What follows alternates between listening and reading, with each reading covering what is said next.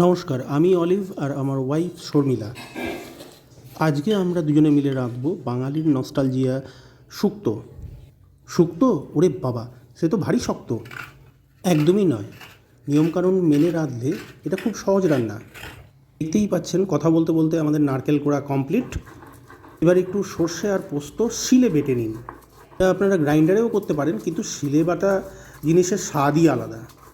বাজারে তো সর্ষে পোস্ত পেস্ট পাওয়া যায়, কিন্তু আমি প্রেফার করব শিলে বাটা। দেখুন, আমাদের স্মুথ পেস্টটা রেডি। এক ঝলক দেখে নিন কী কী ভেজিটেবলস বা সবজি লাগবে। একটা পেঁপের পাটি কেটে নিয়ে তার ভিতর থেকে সমস্ত দানাগুলোকে বের করে দিলাম। এবার এটাকে আমি কাটবো। খুব ছোট ছোট করে কাটবেন না, একটু বড় করে কাটলেই শুক্তোতে ভালো লাগে। এর স্কিন বা ছালটা ভালো করে ছাড়িয়ে নিন, পরিষ্কার করে নিন। পেঁপে কাটা হয়ে গেলে আমরা যাচ্ছি পরের আইটেমে। একটা বেগুনকেও এইভাবে পিস পিস করে নিন, একটু মাঝারি সাইজের করে কাটুন। গোল গোল করে কেটে এবার মাঝ বরাবর চালিয়ে দিন ছুরি। কিন্তু সাবধান, দয়া করে নিজের হাতটা কেটে ফেলবেন না। একটা কাঁচকলারও সেম গতি করুন, যেরকম আপনি আগেরটা কেটেছেন। এখানেও গোল গোল করে কাঁচকলাটাকে কেটে ছুরির সাহায্যে সাইডের ছিলকাগুলোকে তুলে নিন। পুরো ছিলকা তোলা হয়ে গেলে মাঝখান থেকে আবার ঘেঁচাং। কাঁচকলা কাটা হয়ে গেছে। এবার নেক্সট আইটেম, কিছু উচ্ছে বা করলা কাটতে হবে। কিছু অংশ কাটবেন একেবারে ছোট ছোট, মানে পিসগুলো হবে খুব ছোট ছোট। এবার কিছু অংশ তার থেকে একটু বড় সাইজের, দেখুন একটু বড় সাইজের আমরা কেটে নিয়েছি। এবং বাকি অংশটাতে ওয়েজ শেপের সবচেয়ে বড় বড় পিস করে কেটে নিন। এবার আসি শিমে। শিমেরও রোঁয়াগুলো আপনাকে ছাড়িয়ে নিতে হবে। যদি অ্যাডাল্ট শিম হয় তাহলে রোঁয়া ছাড়ানো খুব জরুরি, বাধ্যতামূলক। এইভাবে ছাড়িয়ে নিন। আর যদি কচি শিম হয় তাহলে এতে রোঁয়ার চান্সটা কম আছে। সেক্ষেত্রে আপনি খালি পিস করে নিলেই এরকম কোনাকুনিভাবে শেপ করে কেটে নিন। রাঙা আলুর ক্ষেত্রেও সেম থিং, গোল গোল করে কেটে নিয়ে মাঝখান থেকে একটা করে ঘেঁচান। দেখুন কাটা হয়ে গেছে আমাদের রাঙা আলু। এবার আলু কাটার পালা। বেশি আলু খাবেন না, একটা প্রমাণ সাইজের বড় আলুকে লম্বা লম্বা শেপ করে কেটে নিন, ঠিক এইভাবে। চারজনের রান্নার জন্য একটা প্রমাণ সাইজের আলুই যথেষ্ট। এবার আসছি সজনে ডাঁটা। দেখুন, সজনে ডাঁটাটা একটু ঝকমারি ব্যাপার।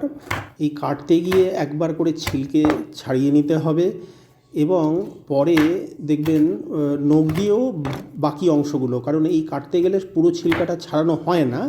তাই এই দেখুন, নখ দিয়ে সাইড থেকে এই ছিলকাগুলোকে ছাড়িয়ে নিতে হবে। ক্লিন করে নিয়ে এই সজনে ডাঁটাগুলো আমরা এবার তুলে ফেলব। সজনে ডাঁটা ডান। এবার যে সবজিগুলো আপনারা দেখেছিলেন গোটা সবজি, সেগুলো সব কাটা অবস্থায় দেখলেন। এইবার দেখুন একটা জিনিস, গ্রসারি থেকে একটু রাঁধুনি এনে এটাকে ক্রাশ করে নিন। এই রাঁধুনি মশলাই কিন্তু শুক্তোর মেইন জান। এবার 2 চামচ ময়দা অল্প একটু দুধে গুলে একটা মিশ্রণ মতন তৈরি করে রেখে দিন, এটা পরে কাজে লাগবে।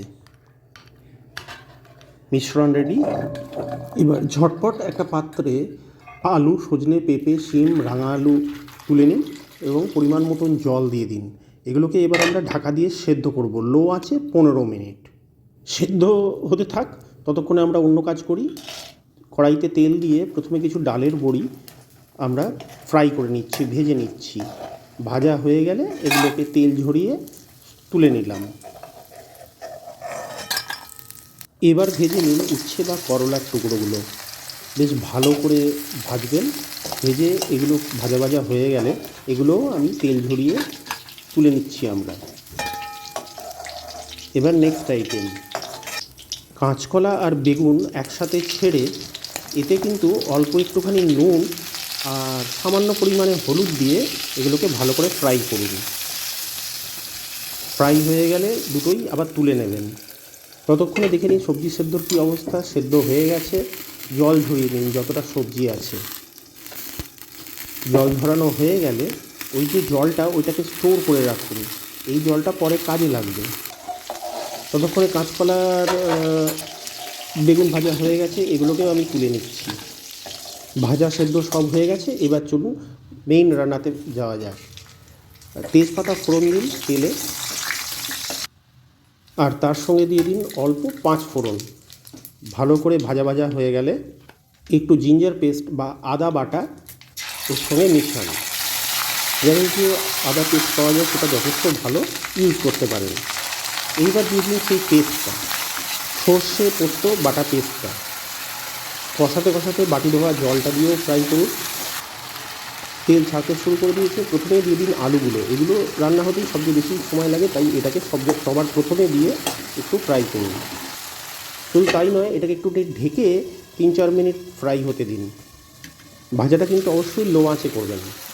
আলু 50% মতন হয়ে গেছে, এবার বাকি সেদ্ধ করা সবজিগুলো ঢেলে দিলাম। ঢেলে দিয়ে ভালো করে মিশান, মশলাগুলো যাতে সবজির সঙ্গে খুব ভালো করে মিশে যায়। খানিকক্ষণ ভালো করে নেড়েচেড়ে রান্না করার পরে দিয়ে দিন কাঁচকলা আর বড়িগুলো।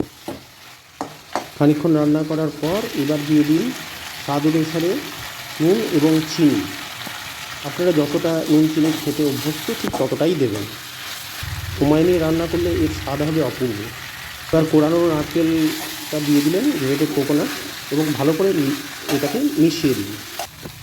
এই গ্রেটেড কোকোনাটই কিন্তু শুক্তো টেক্সচারটা বানায়। সেদ্ধ সবজির জলটা যেটা রিজার্ভ করে রেখেছিলাম সেটা দিয়ে দিলেন, দিয়ে এবার ভালো করে একটুখানি নাড়াতে থাকলেন। এবার করলা বা উচ্ছেগুলো এর মধ্যে ছেড়ে দিন। সঠিক পদ্ধতি মেনে রাঁধলে তবে কিন্তু একদম অনুষ্ঠান বাড়ির মতো। সবশেষে বেগুনগুলোও ছেড়ে দিন। গ্যারান্টি দিচ্ছি, যারা এই শুক্তো খাবে তারা অবশ্যই অনুষ্ঠান বাড়ির শুক্তোর টেস্টটা পাবে। একটু সময় নিয়ে ধীরে সুস্থে রাঁধতে হবে। এবার ময়দা আর দুধের মিশ্রণটা এতে ঢেলে দিন। আপনার যদি মনে হয় আর একটু জল লাগবে, তাহলে একটু জলও আপনি আলাদা করে এর সঙ্গে মেশাতে পারেন। 3-4 মিনিট ভালো করে রান্না করে দিয়ে দিন শুক্তোর জান এবং প্রাণ রাঁধুনি মশলা। আগেই বলেছি, রাঁধুনি মশলাই কিন্তু শুক্তোর টেক্সচার এবং ফ্লেভারটা এনে দেয়, ঠিক একদম অনুষ্ঠান বাড়ির মতো। এবার শেষ ইনগ্রিডিয়েন্ট, একটু উপর থেকে ঘি ছড়িয়ে দিন। আর আপনার বিশেষ দাওয়ার বা করার কিছু নেই। গ্যাসের ফ্লেম অফ করুন, ঢাকা দিয়ে রাখুন 5 মিনিট। আপনার অনুষ্ঠান বাড়ির শুক্তো কিন্তু রেডি। রেসিপিটা ভালো লাগলে অবশ্যই লাইক করবেন ভিডিওটা, এবং আমার চ্যানেলটাকে সাবস্ক্রাইব করতে ভুলবেন না। ধন্যবাদ।